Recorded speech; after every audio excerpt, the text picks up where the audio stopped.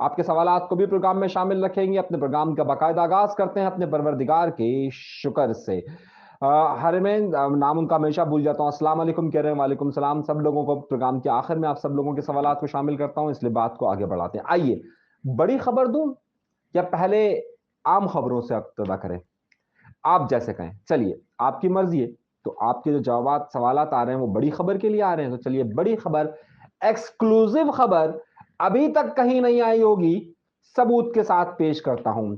जाइए Islamabad high court की website पर और केस नंबर लिखिए 18677/22। बताऊं दोबारा से? जाइए इस्लाम, सबूत दे रहा हूं, पहले सबूत देता हूं हमेशा, फिर बात करता हूं। इस्लामाबाद की वेबसाइट पर जाइए, इस्लामाबाद हाई कोर्ट की वेबसाइट पर केस का नंबर लिखिए 18677, यानी कि 18677/22।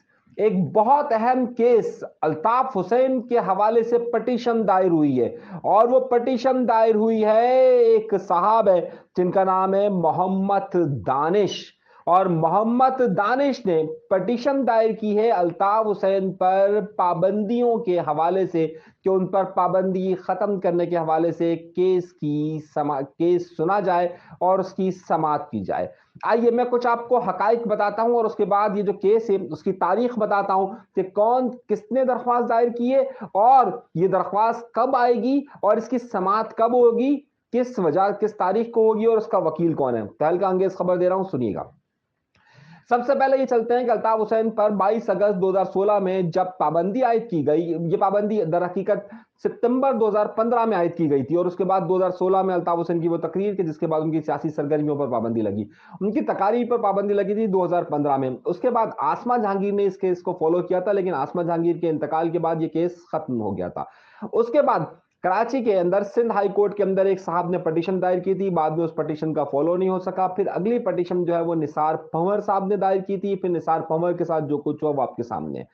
उसके बाद अल्ताफ हुसैन का एक मामला लंदन के अंदर चल रहा था, जिसमें दहशतगर्द जो 22 अगस्त के हवाले से था, उनको बरी कर दिया गया। फिर अब उनका मुकदमा एक लंदन के अंदर चल रहा है, जो कि जनवरी के अगले हफ्ते में इसकी समाअत होगी, क्योंकि उनकी प्रॉपर्टी के हवाले से। उसके बाद अल्ताफ हुसैन का एक केस चल रहा है शनाख्ती कार्ड के हवाले से, जिसकी तारीख जो है वो 12 जनवरी दी गई है। अब सुनिए, इसी दौरान एक पटिशन दायर की गई है मोहम्मद दानिश साहब के, दानिश नाम है उनका, उनका शनाख्ती कार्ड नंबर भी मेरे पास है, लेकिन मैं आपको खबर दे रहा हूं, आप इस्लामाबाद की हाई कोर्ट की वेबसाइट पर ये जाकर देख सकते हैं। केस नंबर है 18677। उन्होंने कहा है कि सितंबर 2015 में, 2016 नहीं 2015 में जो अल्ताफ हुसैन पर पाबंदी आयद की गई थी उसे हटाया जाए। अब क्योंकि ये इस्लामाबाद ने पैमरा ने पाबंदी आयद की थी, इसलिए मुकदमा वहां पर दर्ज किया गया है, इसके वकील भी मौजूद है। अब जो खबर आपको दे रहा हूं तहलका अंगेज खबर, वो भी सुन लीजिए। और वो खबर ये है कि इस मुकदमे की समाअत की तारीख दे दी गई है, और वो तारीख है 21 दिसंबर, जनवरी नहीं। क्या तारीख है?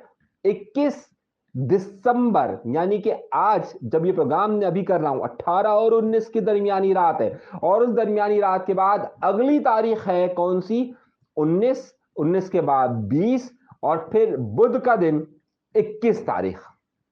पहली बार इस्लामाबाद हाई कोर्ट के अंदर, जहां पर यह कहा जाता है कि आजकल लोगों को बहुत जल्द इंसाफ मिल जाता है, वहां पर अल्ताफ हुसैन के शनाख्ती कार्ड पर नहीं, बल्कि अल्ताफ हुसैन पर पाबंदी के हवाले से पटिशन दायर हुई है, और उसकी समाअत हो रही है कब? 21 तारीख को, बुध को। यह तहलका अंगेज खबर अभी तक आपको कहीं नहीं मिली होगी, आपको अभी तक दे रहा हूं मैं, और आपको सबूत ये दे रहा हूं। आप इस्लामाबाद हाई कोर्ट की वेबसाइट पर जाइए और वहां पर केस नंबर लिखिए 18677/22।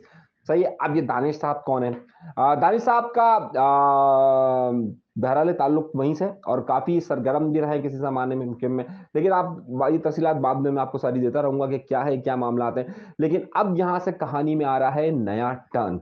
नया टर्न इसलिए आ रहा है क्योंकि चलिए इस्लामाबाद हाई कोर्ट में तो मामला था, सिंध हाई कोर्ट में तो मामला था, और उसके बाद निसार पंवर साहब की गिरफ्तारी भी हो चुकी थी, लेकिन अब ये मामला इस्लामाबाद हाई कोर्ट में। और अब इस्लामाबाद हाई कोर्ट इस मामले को कैसे समाप्त करती है? जाहिर है उन्होंने, इस्लामाबाद हाई कोर्ट वो ये कि जिन्होंने जब इमरान खान पर पाबंदी आयद हुई तो उन पर पाबंदी को हटाया, इस्लामाबाद हाई कोर्ट ने इमरान खान पर पाबंदी को हटाया।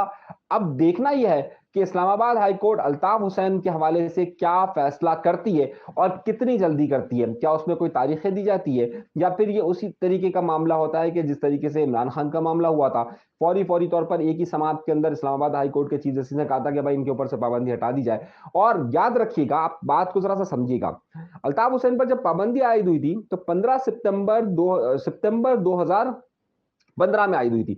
और वो इसी वजह से हुई थी कि उन्होंने कुछ अल्फाज इस्तेमाल किए थे उस वक्त के जो पाकिस्तान की इस्टेब्लिशमेंट थी उस हवाले से, बिल्कुल। और उस पर उन पर पाबंदी आयद की थी। वो जो पाकिस्तान के हवाले से नारा था वो 2016 में लगा था। जरा सा चीजों को आपस में मिलाइएगा नहीं।